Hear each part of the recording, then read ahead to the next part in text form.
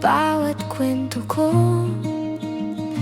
At kahit ilang beses kitang tinanggihan, hindi ka sumuko, di ka nawala. Hanggang sa isang araw, puso ko'y natutong magtiwala. At dito nagsimula ang buhay nating dalawa. Hindi perfect pero puno ng alaga at pag-ibig mo.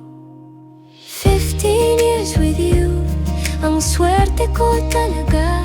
Ikaw ang asawa kong mabait, mapagmahal at maaasahan talaga. Hands-on sa lahat, sa gawaing bahay, ikaw pa nga ang bida. Sa paghugas, sa paglaba, pati pag-aalaga sa anak nating dalaga.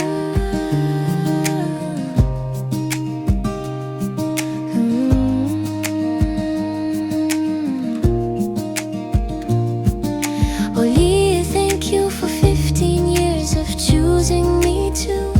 Sa trabaho, boss ka na respetado, pero pag-uwi mo dito sa bahay natin, ikaw yung taga-mop, taga-hugas, ikaw yung unang nag-aalala sa amin. Provider ka, protector ka, pero higit sa lahat, ikaw yung asawa at ama na ipinagdarasal ng kahit sinong babae sana. At sa bawat araw, mas lalo kong naisip, buti sinagot kita noon, paano kung hindi.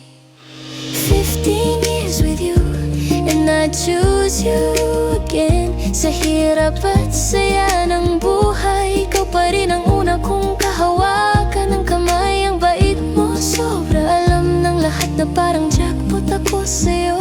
Oli, mahal kong totoo, thank you for loving me the way you do. Kung may ulit man ang buhay, ikaw pa rin ang pipiliin ko. Kahit mahirap minsan, ikaw ang tahanan nitong puso. At sa bawat taon na dumarating, mas lalo kong napapatunayan, ikaw ang tamang tao,